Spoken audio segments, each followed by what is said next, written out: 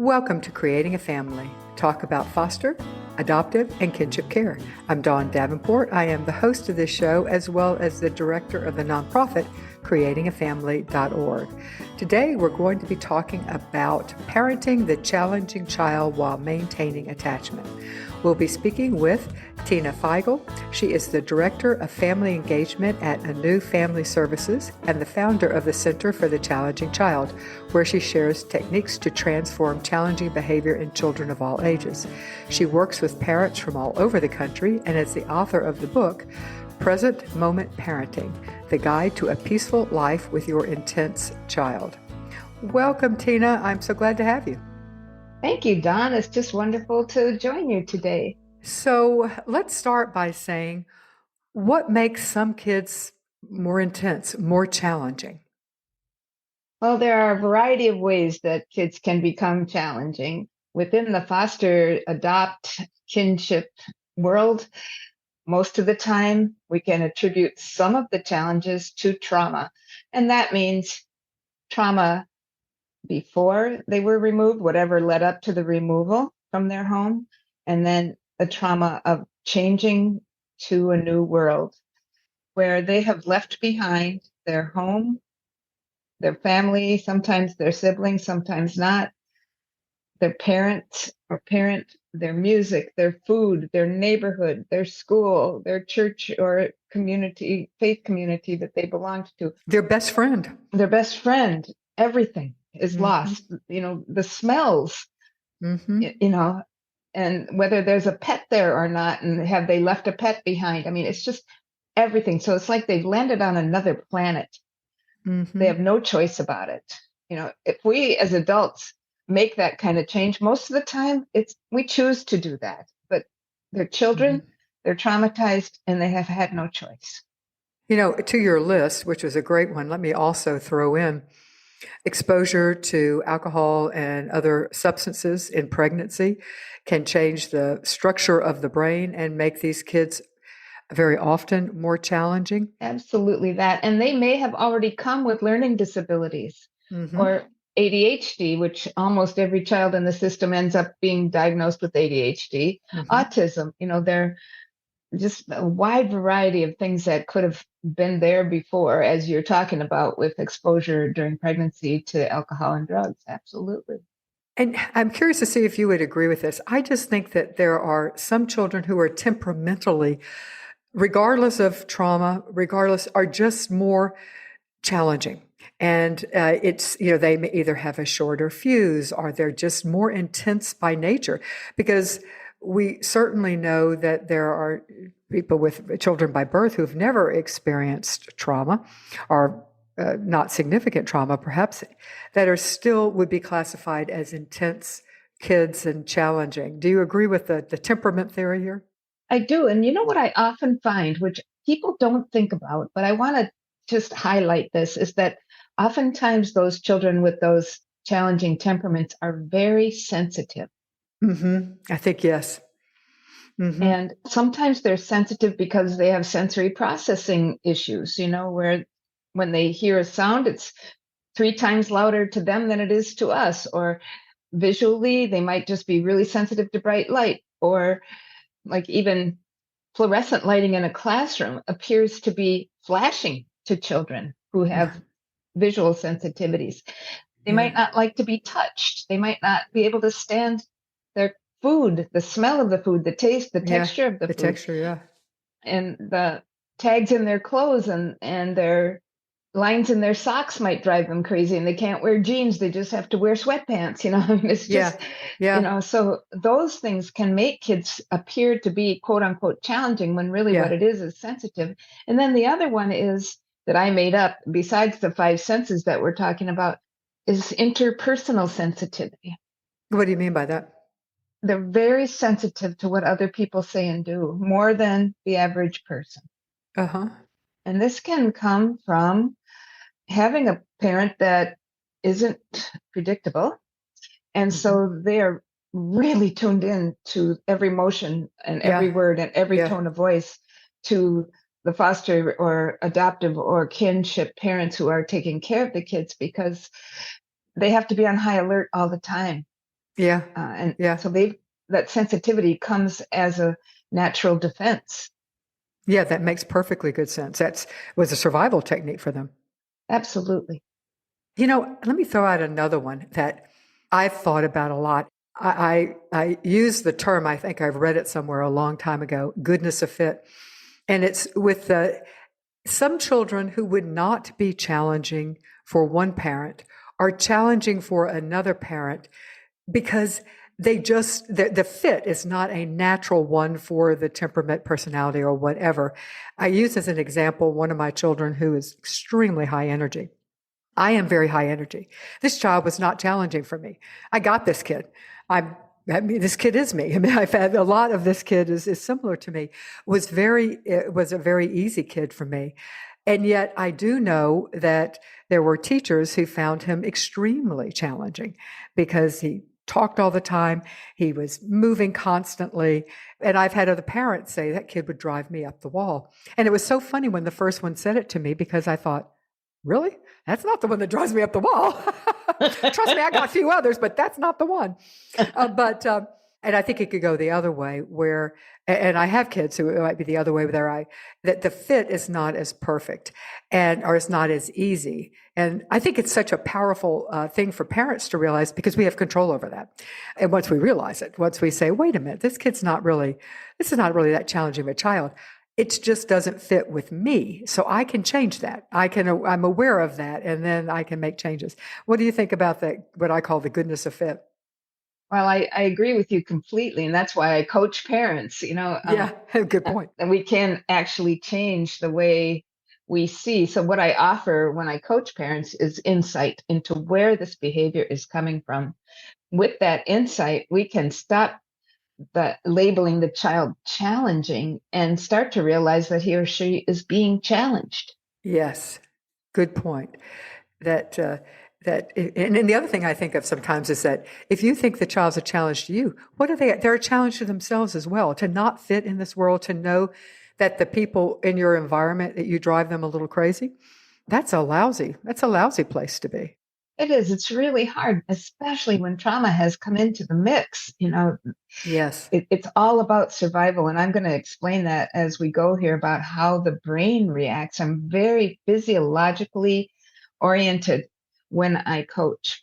How is communication affecting the body of the child? How is the presence of a person in the room affecting the body of a child? Because when we can explain it that way, it takes all the blaming and labeling out of the Yeah. situation and it allows for compassion. Exactly. And if we can shift that perspective from one of this is a child who won't do what I'm asking to a child who can't do what I'm asking, that changes everything, doesn't it? Absolutely. And I even wrote a newsletter about this recently that says the words I really don't like, and won't is one of them because we Yeah. so often say this child just won't. And it's not won't, it's can't, because kids absolutely want to please the people who are caring for them. Yeah. Was it Dr. Ross Green says children do good when they can, if they can? I love that expression, that saying, because I think it is so very true.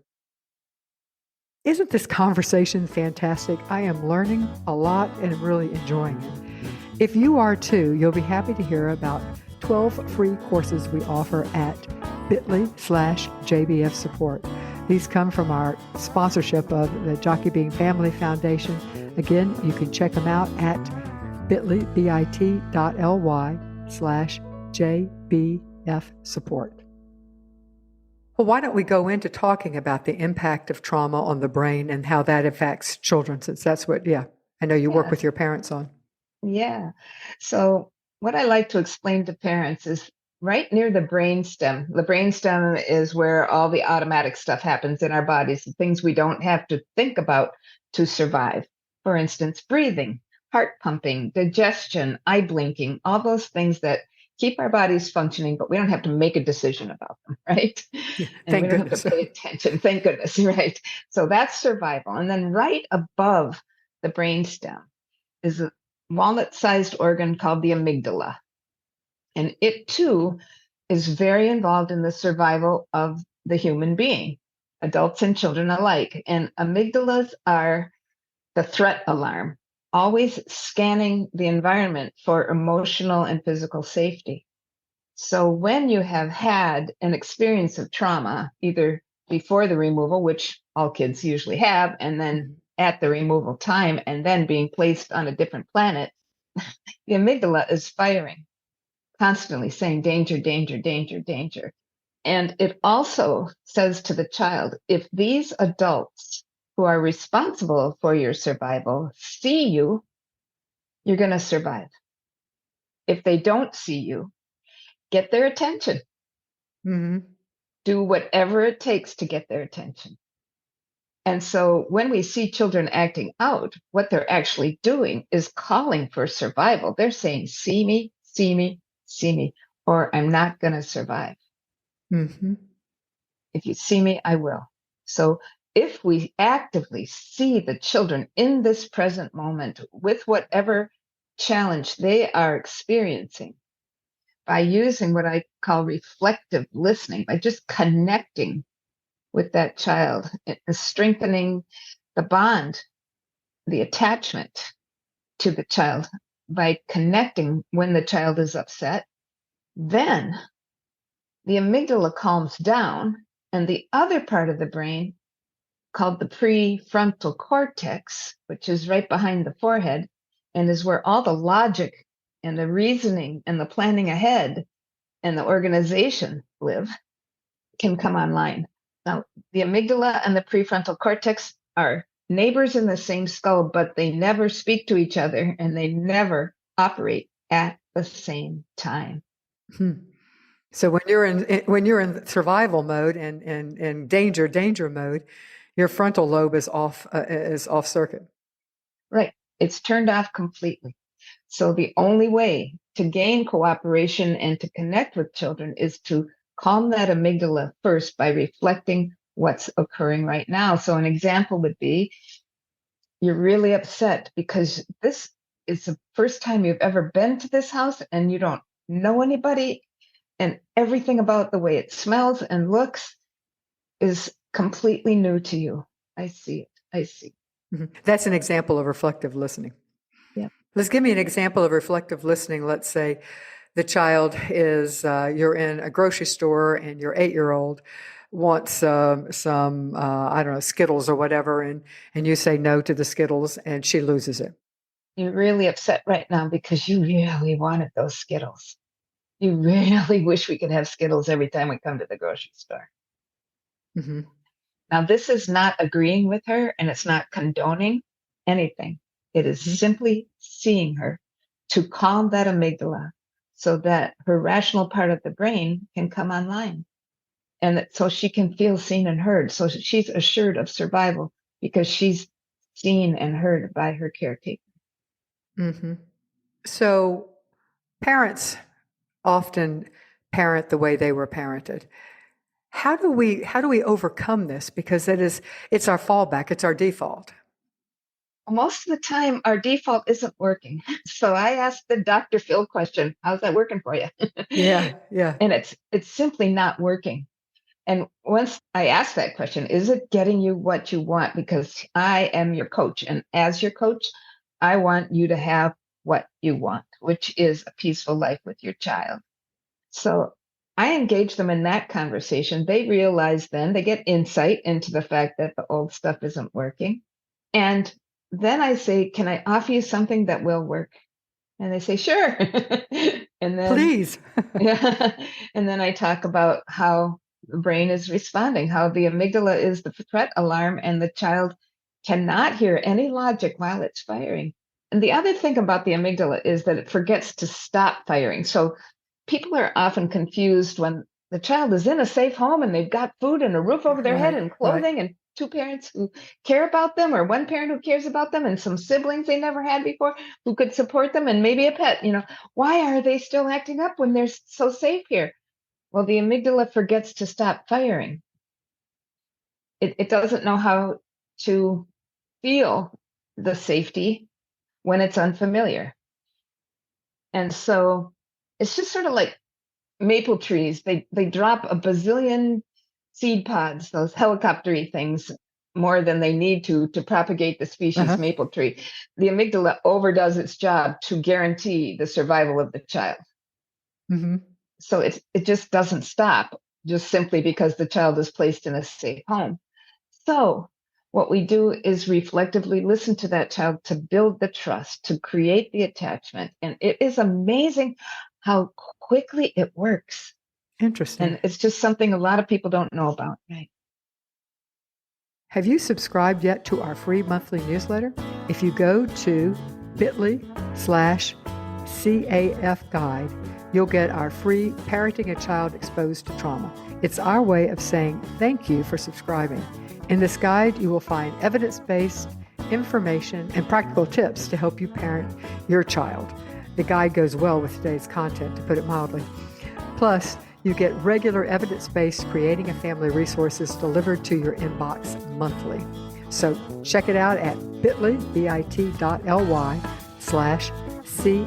that's CAF for creating a family, so CAF guide. Let me tell you about another service provided by Creating a Family. It is an interactive training support group curriculum for foster, adoptive, and kinship families. It is, as I said, a curriculum. We have a curriculum library of 23 topics, 23 curricula that you can use to train families. If you are running support groups, you can use it to increase skill building. It is a turnkey, off the shelf. You pull it off the shelf, the digital shelf that is, and it comes complete with everything you need with almost no preparation to run a high quality group. It is participatory. It is not just watching a video, although a video is included. There are pauses, there's time for discussion. We provide questions to spur the discussion. It comes with, in addition to the video, a facilitator guide, a handout, and an additional resource sheet, as well as, if you need, certificates of attendance for CE credit that comes with it as well. You can check it out at creatingafamily.org. It's under the training tab. Let's talk a little about attachment. What do we mean by attachment, and why is it so important for children and for parents? Attachment is important for every human being on the earth, either in a partnership or with sisters or parents or brothers, we all have a need to belong to each other.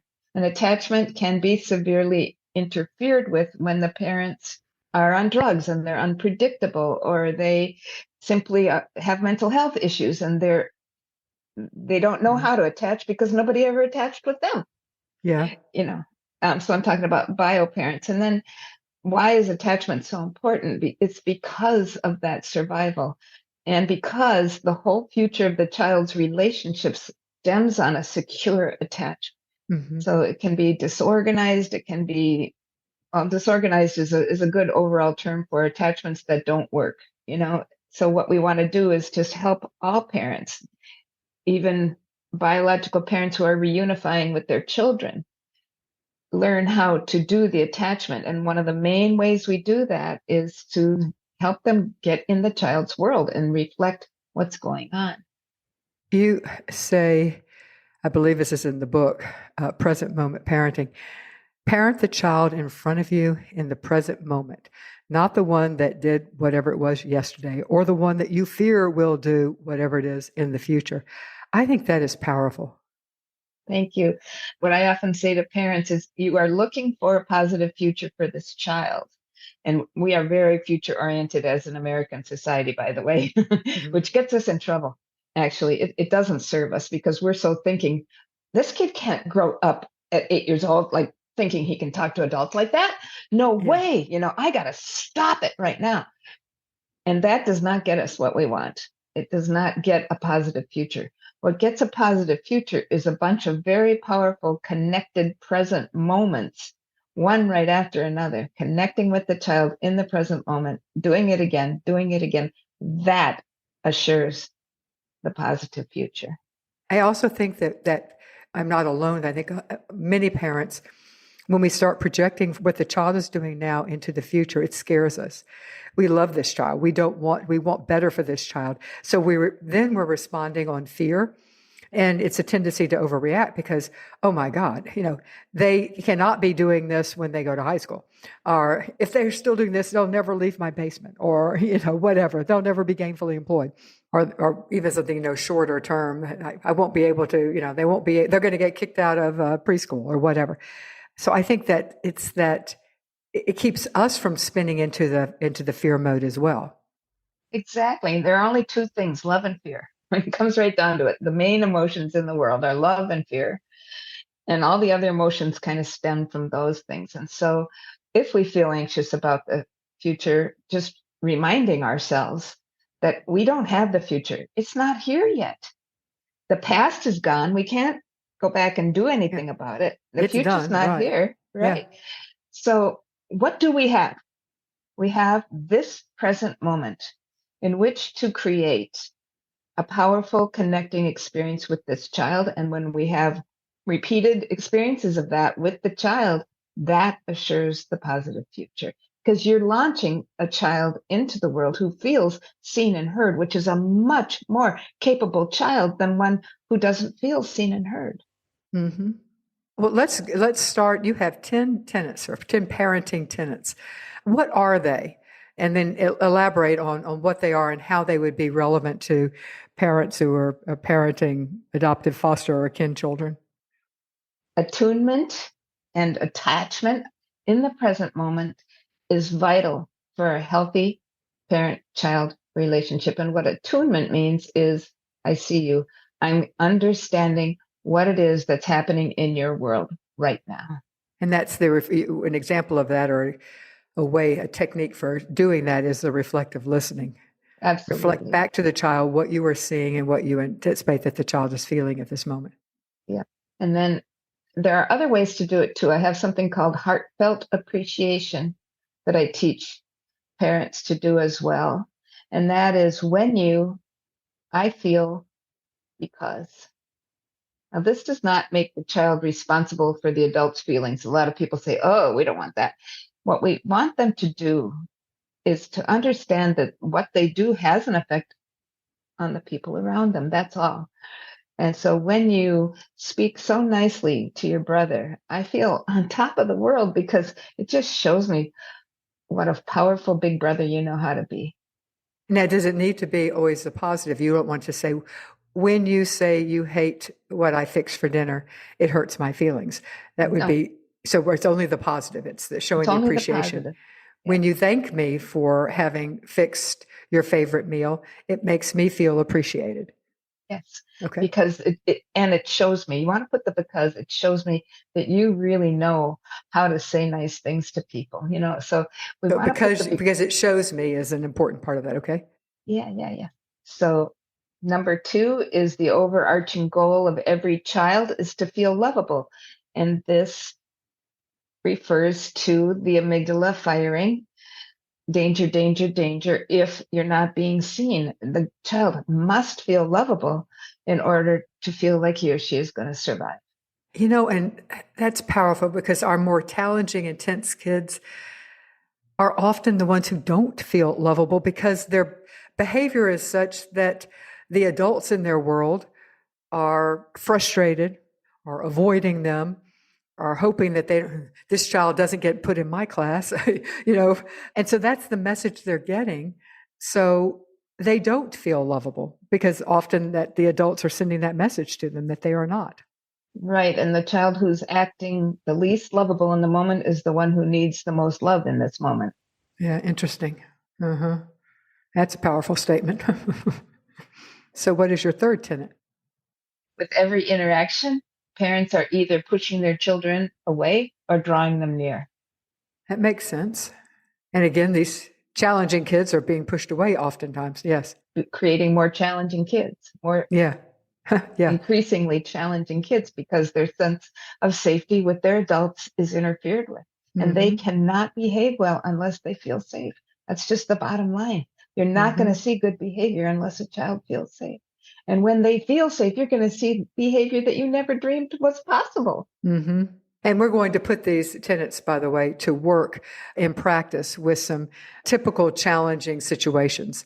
So we won't stop now to give practical examples, but I'm all for practical examples because that's, well, quite frankly, that's how I learn. So, Right. okay. I just want to think about that amygdala. Like if the kid's skin turned purple when we were missing the mark, we would just quickly correct it because we knew that if we corrected it, that we would get better behavior and a more connected feeling with the child.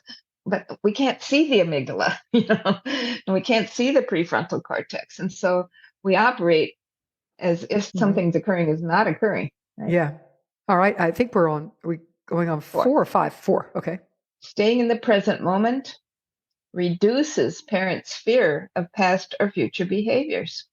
Yeah, that's what we were talking about before. That really spoke to me. Not so much focusing on the past, but fear of the future.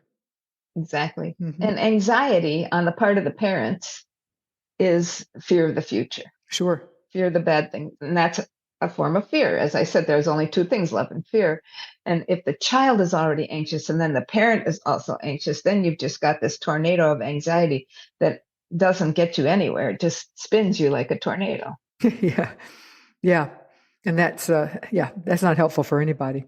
Yeah. So staying in the present moment with attunement, looking at the child as he or she is right now, reflecting it to the child so he or she feels safe, the amygdala calms down, then introduce whatever type of logic you need to talk about. Okay. And then the next one is all behavior is communication and a readable signal.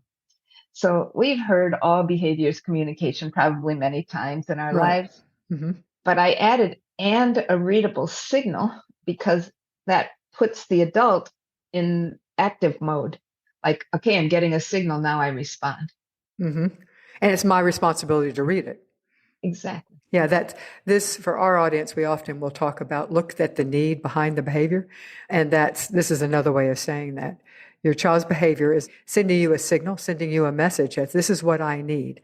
And parents, our job is to meet the need. Absolutely. Absolutely. All right, number 6. Respectfully addressing the child's true feelings eliminates the need for punishment.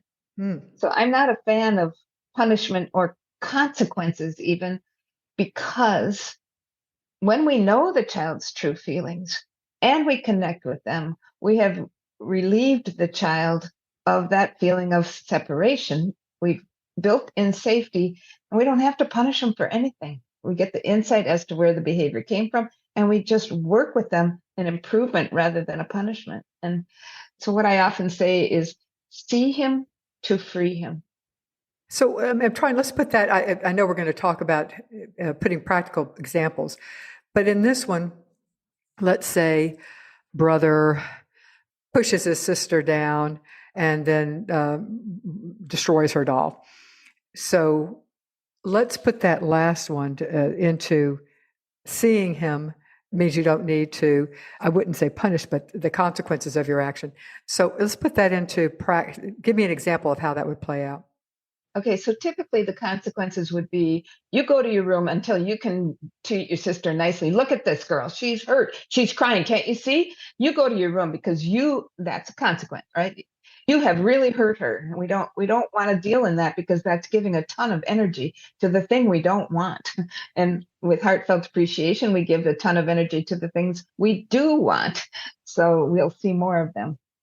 So I want to explain that a little bit further. But what I would say in this situation, he has hurt his sister and destroyed her doll. You are really angry with your sister right now.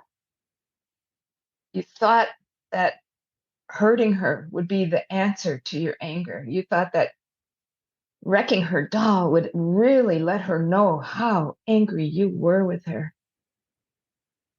So that's the reflection. The child feels seen. The child calms down, almost like magic. And then say, what would you like to say to your sister? And how would you like to take care of this broken doll situation? Mm-hmm. So the consequences are there. The consequence for me is that you need to repair the relationship that you've hurt, and then you need to figure out how you're going to repair the damage to whatever it is you broke. So I don't think in terms of punishment, but I do think in terms of that's the consequence of this is that you've hurt a relationship. In this case, you might have hurt, she skinned her knee or whatever, and you've hurt the doll. So you're not saying don't do that. You're saying just there doesn't have to be a punishment associated with it. Right. I'm saying mend it, mend it. And when the child actively mends the issue, that increases their self-esteem, actually. It helps them realize that if I make a mistake, it's not the end of the world. I can actually mend this relationship, sister. Mm-hmm. That empowers the child in a very important way, too. Mm-hmm. So consequences usually means punishment to many people, or discipline, Discipline. A disciple is a teacher. Yeah. Mm-hmm. The root word in Greek is teach. Discipline means to teach. It doesn't mean to punish or give unrelated consequences. Unrelated consequences are go to your room, right. or there won't be any screen time until you can figure out how to be nice, Right. It's the consequence. To me, that's a punishment.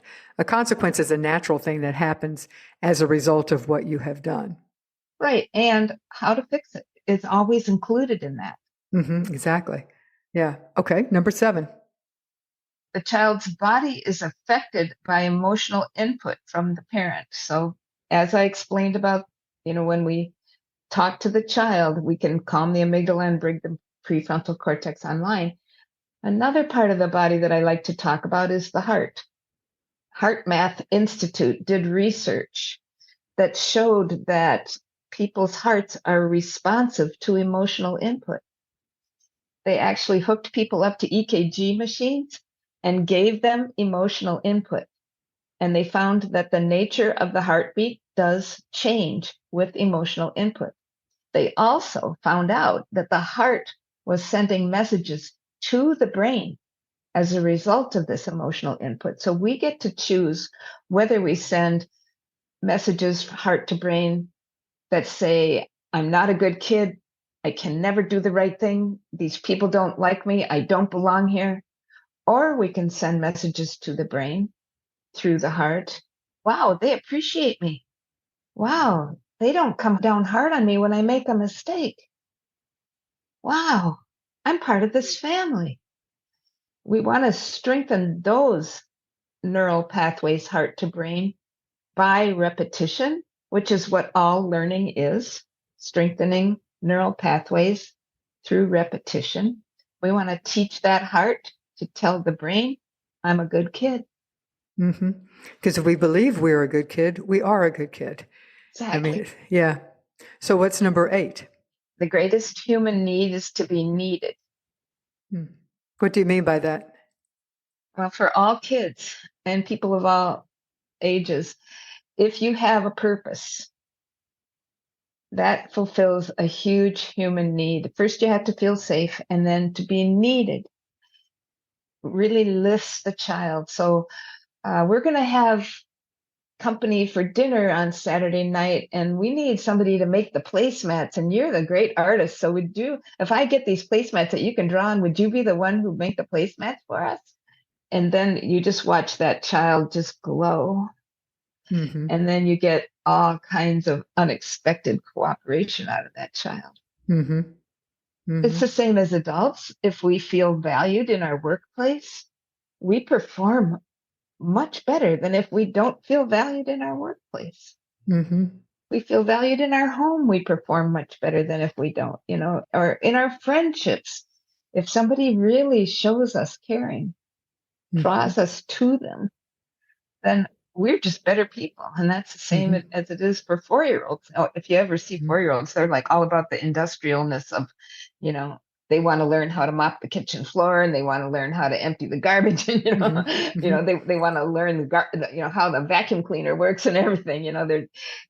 We're always 4 years old, actually, when you think about, we want to learn how to belong. Yeah. Yeah. Some of us are trying to get out of that work now, but yeah, right. I've done it a lot. All right. What's the next one? I think we're on 9 or 8. The parent's role is to support and guide their children as they become capable in their own right. This is number 9. The parents' role is to support and guide their children as they become capable in their own right, which means we are always, with our connectedness, preparing them for the future. Uh-huh. I say that our job as parents is planned obsolescence. We need to work ourselves out of a job. Absolutely. And I didn't always like that part, but it's the truth if you do your job well. Absolutely. And I have a phrase for this too, which is similar to when you, I feel because, that strengthens this. And it's when you must feel because. Mm-hmm. When you are so kind to your sister, you must feel like a powerful big brother because look at the smile you put on her face just there. I mean, here's Mm-hmm. some evidence, that Mm-hmm. you are really doing a wonderful job being a big brother. And so, what is our 10th tenet? Parents do the best they can with the tools they have. Yeah. And as Maya Angelou would say, and when we know better, we do better. Absolutely, yes. Mm-hmm. So I always hold parents just as innocent as I hold the children. I hold the children innocent because they're developing human beings who've been traumatized and whose amygdalas are firing, and they're just saying, see me, see me, see. They're innocent. They're just trying to survive. Parents, the same. They've grown up with a certain type of upbringing, and that was parenting to them, and the tendency to just repeat what they grew up with is real. And so when parents come to me, they are forgiven for all the mistakes, like carte blanche right away. Mm-hmm. And then that frees them, so see them to free them. So that frees them to hear a new way of interacting. That is so true. There are almost no parents who set out to do bad, do a bad job. Everyone enters this idea of parenting. We're all going to be perfect. That's, and that's, we all think we're going to be perfect because we want to be perfect. The reality is we all make mistakes, and very seldom are the mistakes that we make intentional. Yeah, hardly ever. I mean, I just can't imagine an intentional mistake unless someone's severely mentally ill. I Sure, just can't. And exactly. even then, it's because of the illness. It's not because of a rational thought or anything. So, And even our children's parents, if they're, especially if they were removed from the home and their parents have done bad things, very often, if you look into the parents' history, you find that they also were raised in a really tough way. They also never got a break. And that their parenting is oftentimes just a reaction. And yeah, it wasn't a very good job, but it wasn't because they intentionally set out to lose their kids. right. I just think it helps us all to see that they are innocent, to see that the birth parents are innocent, to see that the children are innocent. Everybody was just trying to survive. And then for the parents to see themselves as innocent too, because from that platform, we are so empowered to make an impact on this child. But if we're busy blaming, that takes up all of our energy and our attention, and we're missing these golden opportunities to forgive and then move on. Just learn a new thing, move on, make it better like tonight, not 3 weeks from now, but right now. Mm-hmm. I'd like to take a moment to thank our partner, Children's House International. They are a Hague-accredited international adoption agency currently placing children from 14 countries with families throughout the U.S. Children's House also provides consulting for international surrogacy. All right, so now I want to make a practical application of your approach. So we ask around for some of the most frustrating behaviors that parents are experiencing, and so we've got a list of them. One, frequent and intense tantrums, not just the typical 2 or 3-year-old tantrum where you could easily distract them, but this is the type of tantrums that come from older children. It's more intense. You're oftentimes afraid to leave the house with them because you can't predict it, whatever. So let's come up with a scenario where the child is tantruming over, we talked about the skittle, but let's say in the car, you're in a car ride and going someplace, and the child either doesn't want to go or doesn't understand why they had to come with you and couldn't stay at home alone and is screaming and yelling and kicking, and you finally got him in the car because you're going to be late for this appointment. So you get him in the car and they're continuing to scream and kick. They're kicking the back side of the driver's seat. And generally, you're ready to pull your hair out. So let's put the tenets to action here. Okay. What we want to do is really think about how communication from the adult affects the child's body. So we're saying you need to get in the car. We got to make it to this appointment. We can't be late. Those are all logic. Mm-hmm. What we want to do is address what's really going on, which is a sense of unsafety in the child. Leaving the house or even needing to interrupt the video game the child was just playing can cause the child to feel anxious and uncertain and afraid. So we want to create safety right away instead of using logic, because logic's not going in. It's just causing the tantrum to increase. We know this by experience every single time. Logic doesn't work when the child's in that state. So we first do the reflective listening. You really don't want to go to this appointment. You wish you could stay here in the cozy home and play this video game till it's time to go to bed. You know, you wish you didn't have to go see this therapist who's going to ask you to talk about your feelings. You wish you didn't have to go to the doctor because you're worried that you might end up having a shot. So we just connect. First, the child will, within just moments or minutes, calm down by feeling heard. And when the child responds with, yeah, I hate that doctor. I can't stand going to that building. You're really afraid of that doctor and you really hate walking into that building. You stay with it, reflecting whatever comes next until you see the calming. So what this does is seeing him to free him to then hear that as an adult, my job is to make sure you get the care you need. And we don't really have a choice about this one. So thank you for being here with me on it. And whatever you need to feel safe, I'm going to help you with. Mm-hmm. Okay. Another frequent behavior that parents find hard is inflexibility. It has to be the same way, struggling with starting and stopping. We're doing this now, but then after this, we've got to do this, and then we've got to, go take a bath, and then we've got to, all the stuff. Just that inflexibility that some children just seem to have. Yes, and again, it's safety. Again, they are staying stuck in the way they're doing it because a change feels threatening. Now, that seems like sort of outlandish to most adults. Like, I mean, you mean a change like walking into the bathroom feels threatening? Yeah, actually, to a traumatized child, it is. Staying with what I'm doing now feels safe because I knew in the last 5 minutes I felt safe, so I don't want to change it. Could it also be that I know I like what I'm doing now and I don't want to stop because I may not like the next thing? I don't really like baths as much as I like playing this video game. Exactly. Some kids also have a sensitivity to the shower hitting their bodies. So if there's a sensory issue here, we really need to work on it. Like hair washing is horrible for some kids, the feeling of the shower. So I recommend baths instead. Going to occupational therapy to help the child be able to take those on. What we're doing is training the brain to take on the stimulus little bit by little bit so that it's not so horrible for them. So anyway, that's a little bit off the topic, but inflexibility comes from, yes, really liking what they're doing, which is great. So what we do is we say, you just love playing this video game. In fact, you went 3 levels up in the last hour. I couldn't believe that, kind of Mm-hmm. thing. So we connect with the child and then go on to, so how should we do bedtime?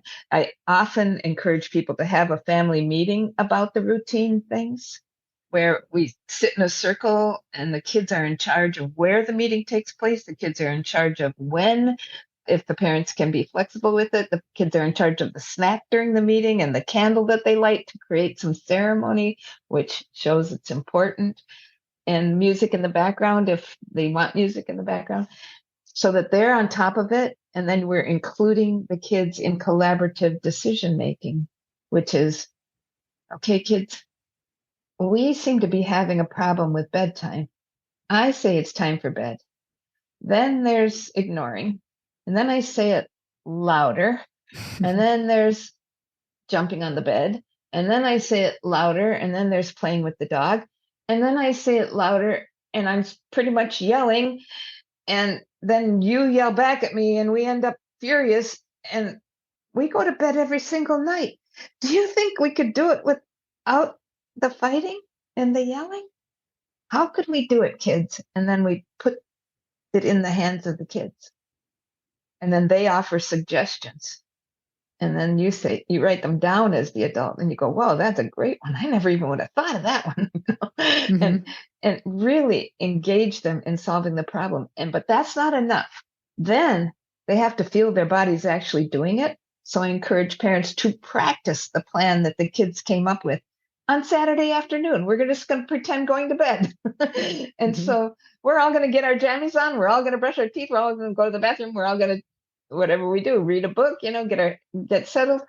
And we're going to do that so your body feels how it feels to do that without any of the fighting. And along the way, the parents are giving heartfelt appreciation for rehearsing it. And heartfelt appreciation in that case is, okay, let's say they're practicing and they're doing well. Everybody is into it and is doing well. Give us an example of the heartfelt appreciation. Wow, when you're cooperating on our practicing like this, even though it feels kind of weird to go to bed at 10, on Saturday afternoon, I feel so like warm in my heart because it just shows me that you care about how our family functions, and it's just making my day. you Mm-hmm. So it's heartfelt appreciation is when I feel, because that puts a message into the heart. It sends a message to the brain. I am a good kid. I can do the right thing. And you are guaranteed to see that behavior again. Because again, the amygdala says, Mom or Dad saw you. Do that again. Mm-hmm. It's the idea of praise the things you want, and to the extent you can, ignore the things that you don't want. This is similar to the idea of praise the things you want and ignore the things you don't want. And you can't always ignore, but if to the extent that you can, the idea is to focus on the praise. It is. And sometimes people wonder why that works, but I just want to explain physiologically, you're having a huge effect on that child's body. Mm-hmm. All right. Another suggestion of a frustrating is can't accept the word no. If something and they're not able to have that something right then, and you say no, the child loses it. Right, because no is a trigger word. It's a disconnecting word. So what we want to do is use connecting words instead. And one of the words I like to replace no with is how. How do you think that's going to work? Okay, so I want to go outside right now because my friends are on the street playing and I want to be with them. How does that work with the fact that we have homework that has to get done before bed? Instead of saying, no, you can't go outside and play with the friends because you've got homework. So you just start with how. And Mm-hmm. then what you're doing is helping the prefrontal cortex develop because you're asking the child to think of the solution. You're asking for the child's logic. And prefrontal cortexes are fully developed at 23 for females and 25 for males, generally speaking. If there's been trauma, it's going to be later, but we can fully support the development of the prefrontal cortex by calling on the child to think of the solution. So I encourage people not to say no. I encourage them to say, how will that work if, whatever else Mm-hmm. happens? Okay. Another one, lying. The child is not telling the truth. Of course, I'll say it up front. If you know the truth, don't ask the child. Don't set them up for a lie. That just gets basic parenting 101.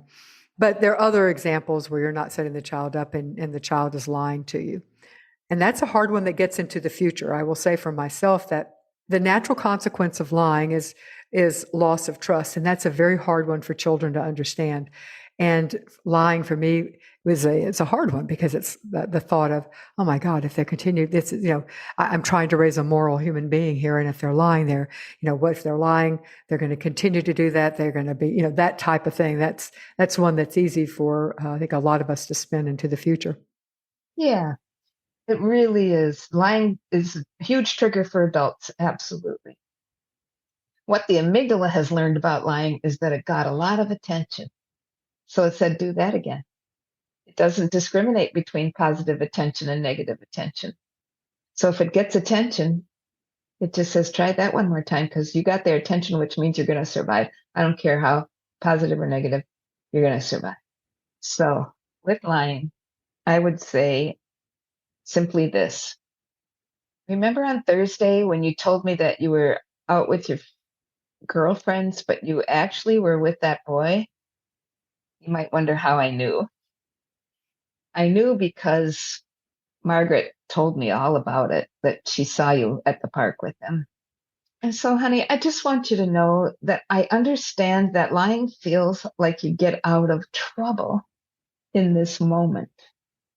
You're not looking at what being a liar looks like as your life goes on. But every time you tell a lie, then you're stuck covering it up. You have to work really hard to keep the lie alive, pretty much. Okay, so that's a burden for you. I don't really want that. I just want you to know that even if you feel like it might, quote unquote, get you in trouble, telling me what happens just means we're going to be able to work together to come to some kind of agreement on this. So lying doesn't get to solutions, it just creates more problems. And I want us to be solution oriented. I want us to be connected to each other so that we feel free to tell each other the truth instead of trying to get out of, quote, getting in trouble, because there's no trouble here. There's simply, how do we make this better in our family? In our family is a really strong phrase to use, especially with kids who are new to your family. It strengthens the sense of family. Strengthens the attachment and the sense of connectedness. Absolutely. All right, then the last of the, not the last of the challenging behaviors at all, but the last one that we're going to talk about is stealing, either from others in the family or from the store or whatever. And that's a huge trigger for adults too. And it's common with kids who have been traumatized, very common. Lying and stealing are common because it's a shortcut to getting what I want in a world where what I want has not ever been available to me. What I really want is trust and caring and survival. Right? Mm-hmm. But if I steal something, I'm going to get a ton of reaction. My amygdala is going to register, they saw you do that again. So I would say stealing is approached this way. You know, I had $20 in my top drawer last week and then it was gone. And then I asked everybody, do you guys know what happened to my $20 that was in my top drawer? And everybody was just silent. Everybody shook their head no. But then I noticed that you had this new item that cost about that. And I thought, wonder where he got that. And then I realized, oh, maybe it was my $20. I'm saying this with compassion in my voice. I'm not saying it with any blame or harshness. I'm saying it with like, oh, yeah, that's probably what happened. So if you want to think about this for a little bit and just tell me exactly how you experienced that, I'd be happy to hear. You don't have to answer me right now. Think about this for. And that is a very powerful way to connect with the child because he feels under fire when you're bringing this up, Mm-hmm. right? But just take your time. I love that phrase too. Take your time. And that's particularly powerful with kids who have slow processing speed, Yeah. which a lot of our kids, because sometimes I found that the lie is just really trying to slow things down. So say, I don't want you, don't answer me now. I want you to think about it. Get back to me. Take your time. Yeah, and I'm going to give you time to think about it, even is better. You know, I'm going to just give you some time to think about it. Take your time.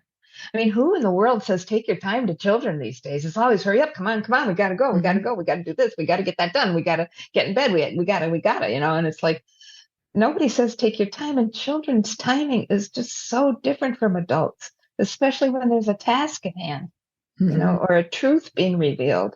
They just need time. And what a huge gift to give them. Use your present moment to give them the gift of time so that when the next present moment comes, you've got a kid who's connected to you, who's starting to build trust with you rather than feeling blamed, which causes them to run away and do more stealing. Mm-hmm. Well, let's say, though, that the child doesn't then come back to you and fess up. Then what? Well, I noticed you weren't ready to really talk about that stealing or that $20, whatever happened to the $20. I wouldn't use the word stealing. Whatever happened to the $20. So, do you think my theory is right that you got that new item and that's where the $20 might have gone? So curious. A curious stance instead of a confronting stance is so much more powerful with a kid. And let's just say they're kind of quiet and they don't say anything or react to that. Like, you just don't seem like you're ready to talk about this right now. So, in a couple of days, let's come back to it. You might feel more ready then, because there's really no hurry to get them to admit this. But it's what you really want is for the child to be understood that was something that got a lot of amygdala response in the past. The amygdala said, do that again. And the child needs help getting out of that pattern. And you do that by building trust, by being curious, by being non-threatening, by being compassionate.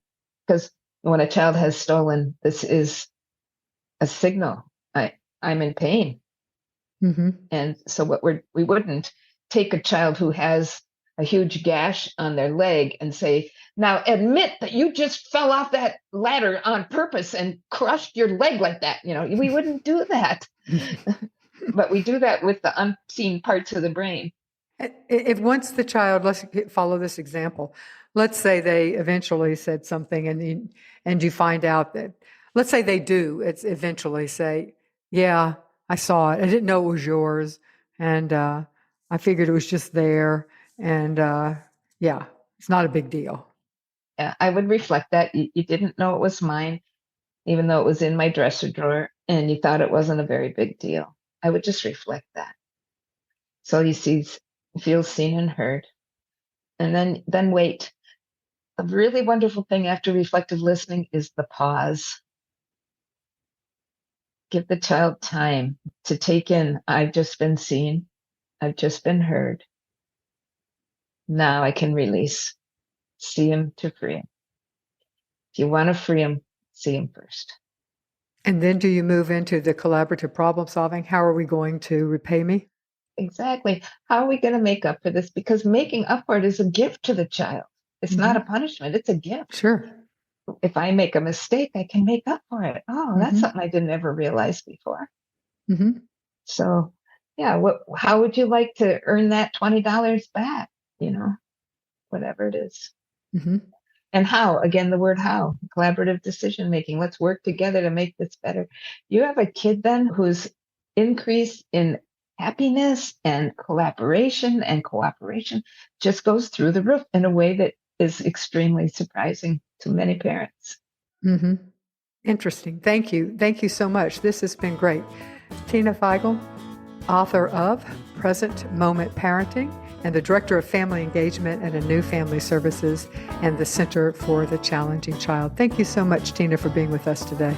Oh, it's just been my pleasure, Don. Thank you so much for the opportunity too.